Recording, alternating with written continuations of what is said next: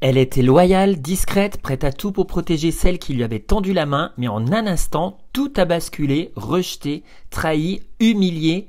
Et si le plus grand choc de la série Sirène, ce n'était pas sa trahison, mais sa métamorphose. Simone ne s'est pas vengée, elle a survécu, mais à quel prix? Alors aujourd'hui, on va plonger dans le parcours psychologique du personnage fascinant de Simone, la fausse assistante devenue Sirène, trauma, faux self, identification. Et si Sirène parlait moins de trahison que de survie identitaire. Hey hey, c'est Jordi, analyse psychologique encore cette semaine, sauf que je ne peux pas faire de vidéo cette semaine, donc vous aurez un podcast. Voilà, le format change un petit peu, mais ça ne changera pas la qualité du contenu. Alors, ce qu'on va voir dans cette série, c'est que pour comprendre Simone, il faut revenir bien avant Kiki. Alors, avant l'île, avant les cocktails, les robes drapées et les jeux de pouvoir. Il faut revenir à son enfance. Et ce qu'on découvre, c'est une zone d'ombre, profonde, silencieuse et terriblement fondatrice. Parce que Simone a grandi dans une famille brisée, une mère en dépression sévère, incapable de la protéger, et un jour, on sait que sa mère l'embarque dans une tentative de suicide au monoxyde de carbone dans une voiture. Simone est là, à l'arrière, et c'est sa sœur Devon qui la sauve, presque par accident. Et ensuite, Devon part faire ses études, le père s'effondre, et c'est un père qui est émotionnellement absent et négligent au point de ne même plus donner à manger à sa fille Simone. Et donc Simone, elle disparaît du regard familial. Donc elle est placée ensuite en foyer, elle est abusée et oubliée. Et c'est dans cet environnement que va naître chez elle un mécanisme de survie fondamental, le faux self qu'on a en psychologie. Le faux self dont j'ai déjà parlé dans d'autres vidéos, une théorie de Winnicott. Donc c'est quoi? C'est une façade identitaire, c'est un masque social, pas pour briller, mais pour ne plus souffrir. Alors Simone, elle apprend très jeune que pour être acceptée, il ne faut pas être soi. Il faut être ce que l'autre attend, adapté, effacé, présentable. Elle va devenir caméléon et elle va même oublier son identité. On voit qu'elle fait vraiment une dissociation avec sa vie passée du moment qu'elle devient l'assistante de Kiki. Donc si on regarde Simone à travers la grille de l'énéagramme, un outil que j'adore et d'ailleurs je forme sur cet outil. Si vous allez un petit peu dans les descriptions de la vidéo, vous trouverez le site de mon école. Donc si on regarde Simone à travers la grille de l'énéagramme qui parle de 9 personnalités, ça serait plutôt un type 3. Le battant, ce qui s'impose naturellement dans l'analyse de son personnage. Alors pour bien comprendre ce type, il faut oublier l'idée de quelqu'un qui serait un arriviste froid ou d'un carriériste qui serait égoïste, parce que les trois à l'origine sont des enfants qui ont compris très tôt que pour être aimé, il fallait être remarquable. Pas pour ce qu'ils sont, mais pour ce qu'ils accomplissent. Donc c'est comme ça qu'on a des personnes qui deviennent douées, adaptables, brillantes, mais un peu hors sol. Alors chez Simone, dans la série, ça se traduit par 3 grandes dynamiques qui sont typiques de ce profil de personnalité, au niveau de ses valeurs notamment. D'abord de ses valeurs fondamentales, l'image, la réussite, la reconnaissance sociale, parce que Simone, elle cherche pas juste un métier, elle cherche un statut, elle cherche une place visible, valorisée. Alors quand Kiki lui propose de devenir son assistante, c'est une validation sociale immense, et donc elle entre dans un monde codé, exigeant, prestigieux, et elle va s'y conformer parfaitement. Elle adapte son langage, sa posture, sa tenue, ses vêtements, son rôle. D'ailleurs, quand sa sœur, je crois dans l'épisode 1, la voit, elle hallucine parce qu'elle se dit « mais comment t'habiller, je te reconnais même pas ». Tout ça, donc, on voit que vraiment chez les 3, c'est pas une peur de l'échec. Alors, c'est bien sûr une peur de l'échec, mais pas un échec objectif. C'est l'échec de ne pas être reconnu, de revivre le rejet qu'elle a vécu avec son père, avec le placement, avec la perte. Alors, qu'est-ce qu'ils ont les profils 3? Ils ont ce qui s'appelle une fixation mentale qui s'appelle la vanité. Alors, la vanité dans l'énéagramme, c'est pas de l'arrogance, mais c'est le besoin de projeter une image qui est valorisable, même si c'est une image qui est fausse. Donc, c'est croire que sa valeur vient du regard de l'autre et non de l'intérieur de soi, en cultivant par exemple des valeurs plus nobles. Alors Simone dans la série, on voit qu'elle ne se donne pas le droit d'être vulnérable, elle cache son passé, elle cache ses liens familiaux, elle cache ses écarts, parce qu'elle pense que la moindre fissure dans son image pourrait tout faire s'écrouler. Donc elle veut qu'on la voit comme brillante, fiable, précieuse, mais pas comme la fille qui a été placée en foyer ou la sœur d'une femme qui s'occupe d'un père dément. Alors, qu'est-ce qu'ils ont au niveau émotionnel, les trois? Ils ont la passion de chaque énéatype. Alors, chez le type 3, la passion du 3, c'est le mensonge. Et là, on voit que effectivement, elle ment. Hein. Elle ment dès qu'elle arrive, en tout cas, d'être embauchée pour Kiki. Hein. Quand Kiki lui demande qu'est-ce qui est arrivé à sa mère, elle répond elle est morte dans un accident de voiture, alors qu'en fait, sa mère s'était suicidée.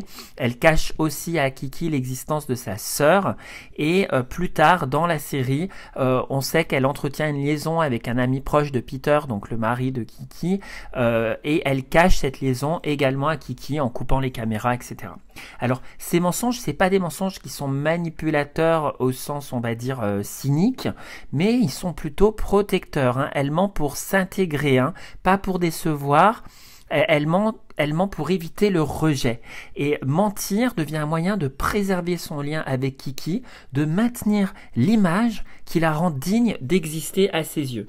Et donc, paradoxalement, cette capacité à ajuster la vérité, c'est aussi ce qui fait du type 3 un excellent diplomate, hein, un médiateur communicant, un caméléon. Alors chez Simone, cette capacité, elle devient son outil de survie, mais c'est ce qui la coupe de toute spontanéité, de toute authenticité. Et on voit en énagramme que l'authenticité est vraiment quelque chose qui doit être développé, justement quand on les fait travailler en coaching. On va aller vraiment regarder comment développer cette authenticité. Donc on voit que Simone n'a jamais voulu nuire à Kiki parce que à un moment donné, effectivement, qu'est-ce qui va se passer? Peter, le mari de Kiki, va tenter d'embrasser Simone et donc elle le repousse immédiatement et ils ont ce petit secret entre eux. Elle choisit de ne pas en parler à Kiki. Elle reste donc fidèle à son pattern, c'est-à-dire à son schéma. Elle ne dit rien et donc elle choisit de protéger Kiki plutôt que de révéler un geste déplacé qui pourrait tout détruire. Parce que dans sa logique interne, l'image du couple qu'elle doit rester intacte. Alors ce silence, elle le croit noble, mais pour Kiki, ça va être le dernier mensonge de trop quand elle va le découvrir, puisqu'il y a le photographe de la soirée qui a capturé la scène et qui va lui montrer la photo. Donc elle va découvrir ce qui s'est passé, en tout cas elle va croire qu'ils ont une liaison, qu'ils sont amants. Et donc quand Simone va tenter de s'expliquer auprès de Kiki, Kiki va aller jusqu'à refuser de l'écouter. Donc on voit cette scène où il n'y a pas de discussion, pas de confrontation, c'est juste une sentence, elle est congédiée, elle est renvoyée. Et donc là, il y a tout qui va s'effondrer pour Simone, parce que Simone, elle est renvoyée brutalement, elle a construit toute sa vie, toute son identité dans cette île. Hein. Je trouve que la métaphore de l'île est bien choisie, puisque c'est vraiment cette dissociation avec sa vie d'avant, hein, comme dans une bulle. Et donc, elle est vraiment complètement sidérée. Hein. On voit, elle parle plus, elle est complètement sidérée, en état vraiment de choc profond. Son regard, le regard de Kiki, son repère, son miroir, sa validation qui s'est détournée d'elle. Elle avait sacrifié toute sa vie pour Kiki. Et donc, sans ce regard, pour une personnalité de type 3, c'est vraiment terrible parce que c'est la fondation de son identité. Donc c'est pas seulement une rupture professionnelle, c'est une désintégration existentielle qui lui arrive. Alors, donc effectivement, elle va rentrer dans cet état de sidération, elle ne sait plus qui elle est, elle ne sait plus où aller. On voit qu'en plus, elle est mise dans une voiture avec sa sœur et son père, qu'elle a fui, hein, sa sœur Devon et son père qui est dément, qu'elle a fui et qui la ramène au port pour retourner là où elle vivait avant, et elle ne peut plus en fait, elle peut plus redevenir cette personne. Et donc c'est là qu'on va avoir vraiment un coup de théâtre et on va voir un mécanisme de défense majeur qui va s'activer, qui va être l'identification, qui est un mécanisme majeur de défense chez les énéatypes 3. Donc en l'absence d'une identité stable, Simone, elle va absorber celle de l'autre, c'est-à-dire qu'elle va devenir Kiki littéralement. Et donc elle va séduire Peter, non par désir de vengeance, hein, mais parce qu'elle n'a plus d'autre refuge que d'incarner en identification le rôle de Kiki, le rôle qu'elle connaît. Elle va devenir Kiki, littéralement. Hein, c'est pas une imitation, c'est une fusion identitaire défensive, un faux self qui, pour ne pas mourir, prend la forme de ce qu'elle a admiré. Donc voilà pour cette analyse psychologique. Alors je voudrais revenir au titre de cette série Sirène. Pourquoi ce titre Sirène? Parce que dans le titre Sirène, on pourrait faire croire qu'il s'agit d'une série sur la séduction, les manipulations féminines, voire un jeu de pouvoir entre femmes. Mais en réalité, cette série a été réalisée par une femme. Et ce mot sirène renferme un double sens subtil et essentiel. Et d'ailleurs, la réalisatrice parle dans une interview qu'elle a voulu faire cette série du point de vue, non pas des hommes, mais du point de vue des sirènes. Et donc, qu'est-ce qu'on pourrait se dire en regardant cette série? Que Kiki, Simone, Devon, elles sont des femmes influentes émotionnellement, mais elles ne sont jamais réellement au pouvoir. Parce qu'elles fascinent, elles dérangent, elles attirent, mais finalement on se rend compte qu'elles contrôlent rien de fondamental. Le vrai pouvoir matériel, financier, juridique, structurel, il reste entre les mains de Peter, qu'on voit peu finalement dans la série. Et pourtant, voilà, ce sont des sirènes, donc pas parce qu'elles dominent, mais parce qu'elles créent des fissures dans le système, mais surtout elles séduisent. Mais ceux qui ont le vrai pouvoir, ça reste les hommes, et donc ça reste l'homme, hein, Peter. Donc dans la mythologie, les sirènes attirent les marins pour les faire échouer, et elles sont souvent décrites comme dangereuses, manipulatrices, belles mais perfides.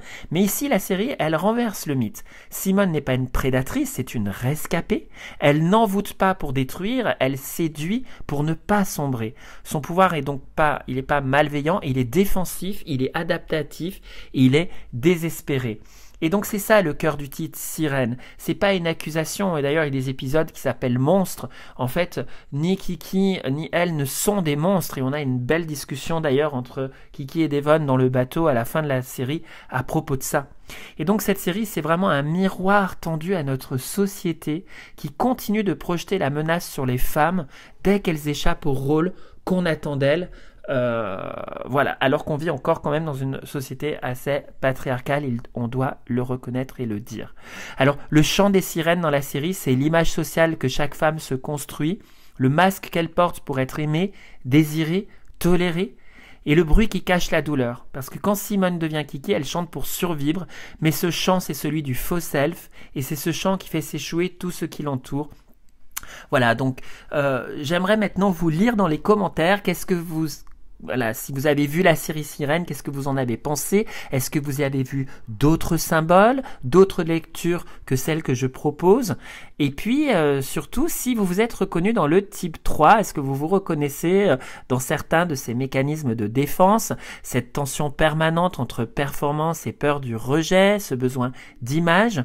Ou est-ce que vous connaissez dans votre entourage quelqu'un du type 3? Voilà, n'hésitez pas à me partager tout ça dans les commentaires. C'est vraiment très intéressant de pouvoir vous lire. Voilà, en attendant, n'hésitez pas à vous inscrire, liker cette vidéo et la partager afin que la chaîne devienne plus connue. Et puis, si ces sujets vous intéressent, il y a plein de vidéos sur la psychologie, sur les séries, et notamment vraiment des vidéos pédagogiques sur l'énagramme, la PNL, l'analyse transactionnelle. J'ai un centre de formation à Lyon, mais aussi en distanciel. N'hésitez pas à visiter mon site dans les descriptions. Peut-être que vous trouverez votre bonheur, et ça sera avec grand plaisir soit de vous coacher, soit de vous former. C'était Jordi, Active PNL. À bientôt.